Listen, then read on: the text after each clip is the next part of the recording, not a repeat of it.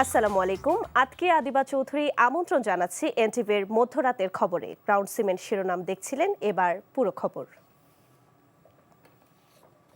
সচিবালয়ে প্রধানমন্ত্রী তারেক রহমানের সঙ্গে বৈঠক করেছেন newspapers owners association of Bangladesh নোয়াবের নেতারা। বৈঠকে সংবাদপত্র শিল্পের বর্তমান সংকট, অর্থনৈতিক চাপ, গণমাধ্যমের স্বাধীনতা এবং সাংবাদিকদের বিরুদ্ধে মামলা সংক্রান্ত বিষয়সহ বিভিন্ন ইস্যু তুলে ধরা হয়। বৈঠক শেষে নোয়াবের সভাপতি মতিউর রহমান জানান, সংবাদপত্র শিল্প বর্তমানে অর্থনৈতিক চাপসহ নানা সংকটের মধ্যে রয়েছে। এসব বিষয়ে প্রধানমন্ত্রী আন্তরিকতার সঙ্গে কথা শুনেছেন এবং বেশ কিছু দাবি দেওয়ার বিষয়ে একমত হয়েছেন। গণমাধ্যমের স্বাধীনতার প্রসঙ্গ তুলে ধরলে প্রধানমন্ত্রী তারেক রহমান জানান, তিনি আগের সরকারগুলোর পথ অনুসরণ করবেন না এবং উদার গণতন্ত্রের পথে এগোতে চান।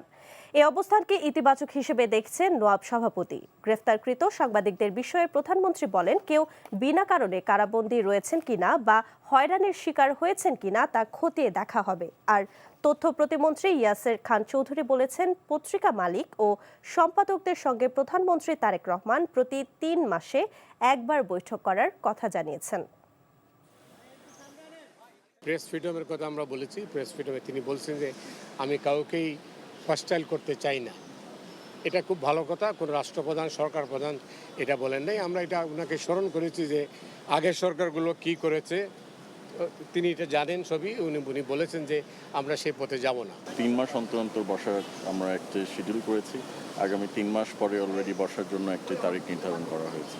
তো আমরা 3 মাস পর বসে ওনাদের সমস্যার কথা বা আমাদেরকে যে ওনারা পরামর্শ দিবেন সেটা আমরা ওনাদের কাছ থেকে মাননীয় প্রধানমন্ত্রী শুনবেন। ঋণ খেলাপিদের সঙ্গে কোনো সমঝোতার সুযোগ নেই জানিয়ে অর্থমন্ত্রী আমির খসরু মাহমুদ চৌধুরী বলেছেন, ব্যাংক থেকে টাকা নিয়ে যারা বিদেশে পালিয়েছে তাদের প্রত্যেকের বিরুদ্ধে মামলা করা হয়েছে। সংসদে এনসিপির হাসনাত আবদুল্লার প্রশ্নের জবাবে অর্থমন্ত্রী জানান, পাচার হওয়া টাকা উদ্ধারে ওইসব দেশের সরকারের সাথে চুক্তি ও পেশাদার রিকভারি ফার্ম নিয়োগ করা হয়েছে। তিনি বলেন, বাংলাদেশ এখন পর্যন্ত ৭৮,০৬৭.২ মিলিয়ন মার্কিন ডলার বিদেশ থেকে ঋণ নিয়েছে। তবে বিএনপি সরকার ক্ষমতা গ্রহণের পর থেকে ৯০.৬৬ মিলিয়ন ডলার পরিশোধ করা হয়েছে। এদিকে সংসদ সদস্যদের নির্বাচনী এলাকা পরিদর্শনের জন্য সরকারিভাবে গাড়ির ব্যবস্থা করার আহ্বান জানান হাসনাত আবদুল্লাহ। এছাড়া জাতীয় সংসদের সরঞ্জাম কেনাকাটায় দুর্নীতি তদন্তে চিফ হুইপ নুরুল ইসলাম মনিকে আহ্বায়ক করে ৫ সদস্যের কমিটি গঠন করা হয়েছে। যারাই ব্যাংক থেকে টাকা নিয়েছে, পালিয়ে গিয়েছে, সকলের বিরুদ্ধে মামলা হয়েছে, মামলা পার্সু করা হচ্ছে এবং এটার জন্য আমরা বাইরে প্রফেশনাল ফার্মগুলোকে অ্যাপয়েন্ট করেছি। এই টাকা দিয়ে যারা পালিয়েছে এগুলো রিকভারের জন্য একদিকে G2G গভর্নমেন্ট কাজ চলছে, অন্যদিকে রিকভারি যে ফার্মগুলো আছে প্রাইভেটলি তারাও কাজ করছে। ইনশাআল্লাহ আগামী দিনে আমরা এই টাকা রিকভার করতে পারবো। এখনো কাটেনি তেল সংকট। দীর্ঘ সময় অপেক্ষা করে জ্বালানি নিতে হচ্ছে গ্রাহকদের। ভোগান্তি ও বিড়ম্বনার শেষ হবে কবে, সে অপেক্ষায় তারা। ফুয়েল পাস দিয়ে তেল দেয়া পাম্পগুলোতে চাপ কিছুটা কম, দাম বাড়লেও চাহিদা মতো তেল না পাওয়ার অভিযোগও রয়েছে গ্রাহকদের। আপেল শাহরিয়ারের রিপোর্ট। জ্বালানি তেলের পর্যাপ্ত মজুদ রয়েছে, সরকারের পক্ষ থেকে এ দাবি করা হলেও বাস্তবতা ভিন্ন। রাজধানীর কয়েকটি ফিলিং স্টেশন ঘুরে দেখা গেছে যানবাহনের লম্বা সারি। দীর্ঘ সময় অপেক্ষার পর ফিলিং স্টেশন থেকে তেল নিচ্ছেন গ্রাহকরা। ফুয়েল পাস ছাড়া কাউকে তেল দেওয়া হচ্ছে না। এখানে আসার পরে ওনারা বলতেছে মোবাইলের অ্যাপস লাগবে। আমি ঘুমের থেকে উঠে গিয়ে লাইনে দাঁড়াইছি, মোবাইল আনি নাই। ওনাদেরকে অনুরোধ করলাম যে আমার 300 টাকার তেল দেন, 1200 টাকার লাগবে না। ওনারা দিবেই না। সকাল 5টার সময় লাইনে দাঁড়াইছি, বুঝছেন। লাইনে দাঁড়িয়ে এখানে আসছি, এখানে আসার পরে বলছে যে ফুয়েল কার্ড না হলে তেল পাওয়া যাবে না। তো আমি তো অ্যাপসটা ইনস্টল করে, অ্যাপসটা তো নিচ্ছে না, আমাকে লাইন থেকে বের করে দিল। ফুয়েল পাস যে চেক করতেছে, এটা লাইনে যদি চেক করতো তাহলে একটু সময় কম লাগতো। এখন এখানে এসে চেক করতেছে, যার কারণে দেখা যাচ্ছে যে আরও সময় লাগতেছে। সকাল গড়িয়ে দুপুর হলেও বেশ কয়েকটি পাম্পে ডিপো থেকে পৌঁছায়নি তেলবাহী গাড়ি।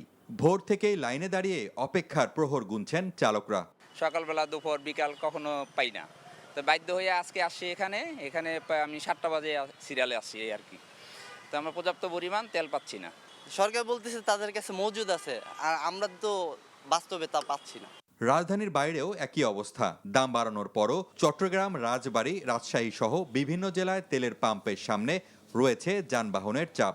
সরবরাহ স্বাভাবিক না থাকার অভিযোগও করেন গ্রাহকরা। আসলে আমার মনে হয় যে এখানে সরবরাহের ঘাটতি আছে।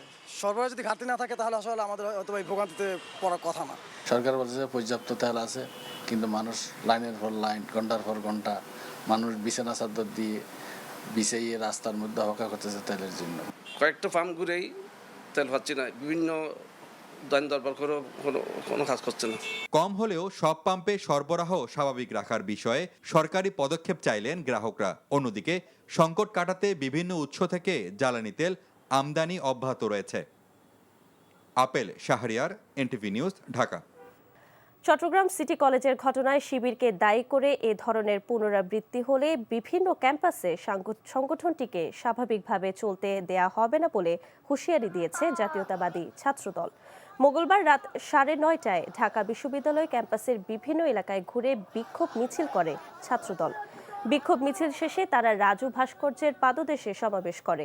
সমাবেশে বিভিন্ন সময়ে বিভিন্ন ক্যাম্পাসে ইসলামী ছাত্র শিবির কর্তৃক হামলার অভিযোগ তুলে ছাত্রদলের সাধারণ সম্পাদক নাসির উদ্দিন বলেন, দেশের কোনো ক্যাম্পাসে শিবির এই ধরনের হামলার পুনরাবৃত্তি করলে তাদের রুখে দেয়া হবে। বাংলাদেশ জাতীয়তাবাদী ছাত্র দলের কোন নেতা কর্মীর গায়ে যদি আপনারা আজকে চট্টগ্রাম সিটি কলেজে যেরকম দুঃসাহস দেখিয়েছেন, পুনরায় যদি আপনারা দুঃসাহস দেখান, তাহলে বাংলাদেশ জাতীয়তাবাদী ছাত্র দল সাধারণ শিক্ষার্থীদের ম্যান্ডেটকে নিয়ে সন্ত্রাসের রাজনীতির বিরুদ্ধে আমরা খবর রচনা করবো ইনশাআল্লাহ। ছাত্রদলকে ছাত্রলীগের পুনর্বাসন সেন্টার বলে মন্তব্য করেছেন শিবিরের কেন্দ্রীয় সভাপতি নুরুল ইসলাম সাদ্দাম। বলেন, ছাত্রদলের নাম ভাঙিয়ে ক্যাম্পাসে নানা ধরনের অপকর্মে লিপ্ত হচ্ছে ছাত্রলীগ। মঙ্গলবার ছাত্রদল কর্তৃক চট্টগ্রাম সরকারি সিটি কলেজের শিক্ষার্থী, শিক্ষক ও ছাত্র শিবিরের উপর হামলার অভিযোগ এনে প্রতিবাদের সন্ধ্যায় জরুরি সংবাদ সম্মেলনে এমন মন্তব্য করেন শিবির সভাপতি। বলেন, 5 আগস্টের পর ছাত্রদল ছাত্রলীগ হিসেবে প্রতিষ্ঠিত হচ্ছে।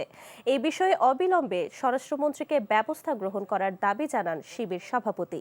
না হলে যে কোনো সময় দেশে আরেকটি বিদ্রোহ হতে পারে বলেও হুঁশিয়ারি দেন তিনি।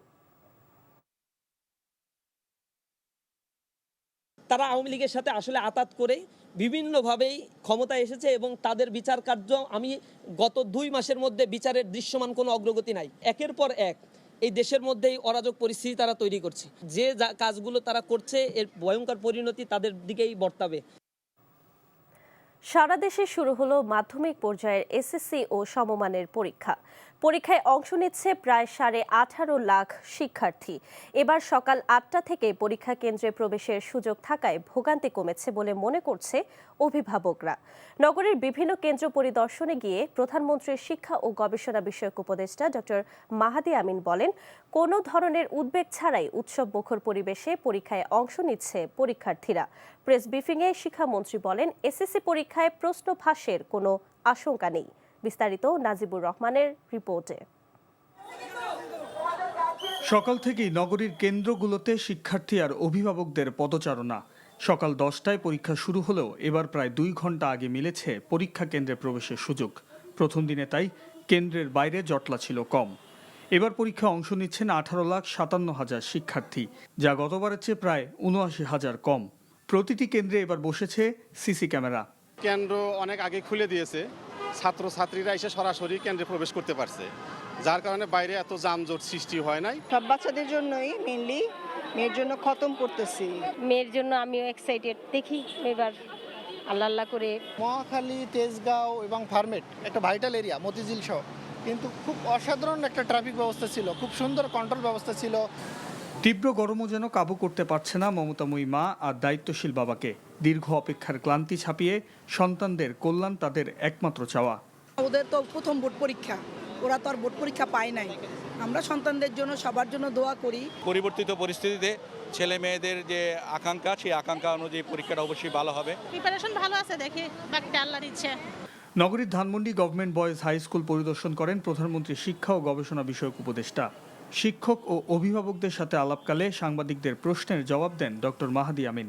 আমরা চাই এমন একটা পরিবেশ গড়ে তুলতে যেখানে আমাদের শিক্ষার্থীরা কোনো ভয় বা ভীতির মাধ্যমে না, এমন একটা পরিবেশে পরীক্ষা দিবে যেখানে উৎসাহ থাকবে, উদ্দীপনা থাকবে। কারণ এই এসএসসি পরীক্ষায় তাদের ফলাফল যেটাই হোক না কেন, এর উপর ভিত্তি করে সামনের বাংলাদেশটাকে তারা গড়ে তুলবে। কন্ট্রোল রুমে গিয়ে আমি সিসি ক্যামেরাগুলো দেখেছি এবং দেখলাম প্রত্যেকটি কন্ট্রোল রুমে সিসি ক্যামেরা রয়েছে এবং হেড এক্সামিনার কেন্দ্র সচিব তার কক্ষে বসেই রুমগুলি পর্যবেক্ষণ করছেন। আমি নির্দেশ দিয়েছি যে সিসি ফুটেজ 7 দিনের জন্য থাকে। আমি বলেছি না, এটাকে আপনারা আর্কাইভে রেখে দেবেন, পরে কোনো কমপ্লেইন আসলে আমরা যেন ভেরিফাই করতে পারি। দেশের 9টি সাধারণ শিক্ষা বোর্ড, মাদ্রাসা ও কারিগরি শিক্ষা বোর্ডের অধীনে মোট 3,885টি কেন্দ্রে এই পরীক্ষা অনুষ্ঠিত হচ্ছে। Najibur Rahman, NTV news, Dhaka.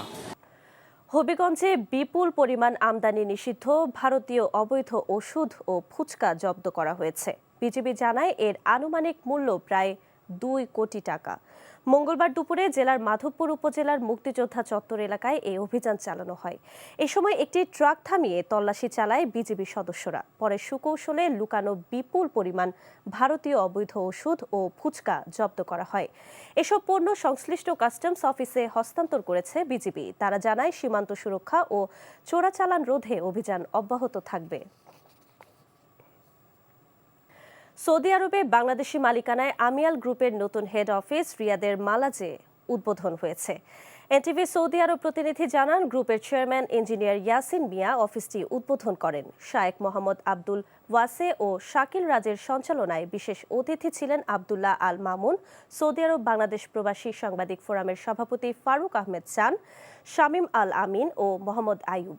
বক্তারা বলেন, বিদেশে বাংলাদেশি প্রবাসীদের কর্মসংস্থান তৈরি ও আস্থা অর্জন সহ ভিনদেশীদের কাছে নিজের দেশের সুনাম বয়ে আনছে আমিয়াল গ্রুপ। প্রবাসী উদ্যোক্তাদের জেনে বুঝে সঠিক জায়গায় বিনিয়োগ করা উচিত। মালয়েশিয়ায় প্রবাসী বাংলাদেশি উদ্যোক্তাদের সাথে মতবিনিময় সভায় এ কথা বলেন আবাসন ব্যবসায়ী মাকসুদ জামিল। অনুষ্ঠান সঞ্চালনা করেন মাসুদ আহমেদ। সভায় বক্তব্য দেন ব্যবসায়ী আসাদুজ্জামান ও সমাজসেবক ডক্টর বিলাল হোসেন। বক্তারা হোমল্যান্ড আবাসন লিমিটেডের কার্যক্রমকে দেশের আবাসন খাতে একটি উদীয়মান ও আস্থাশীল প্রতিষ্ঠান জানিয়ে ভবিষ্যতে আরও সফলতা কামনা করেন। এই ছিল মধ্যরাতের খবরে। এই খবরের ভিডিও সহ আপডেট জানতে ভিজিট করুন এনটিভি অনলাইন www.ntvbd.com। এছাড়াও এনটিভির জনপ্রিয় সব অনুষ্ঠান ও খবরের আপডেট জানতে ভিজিট করুন আমাদের ইউটিউব ও ভেরিফাইড ফেসবুক পেজ। এতক্ষণ সাথে থাকার জন্য ধন্যবাদ সবাইকে।